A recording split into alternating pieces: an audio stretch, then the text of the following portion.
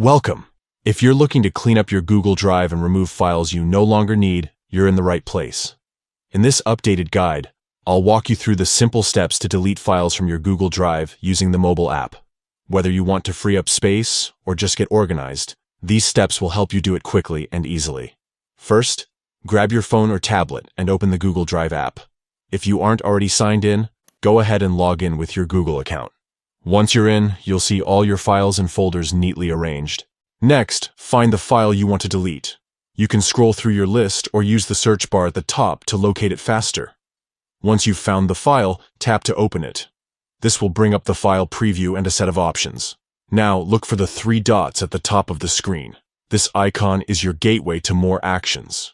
Give it a tap, and a menu will appear with several options for managing your file. Scroll down through the menu until you see the option labeled Remove. Tap on Remove, and you'll be asked to confirm your choice. This step is important because once you remove a file, it goes to your trash folder. It won't be deleted permanently right away. So if you change your mind, you can still restore it from the trash for up to 30 days.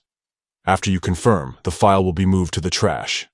If you want to delete it forever and free up storage space immediately, head over to the trash folder, find the file, and select Delete Forever.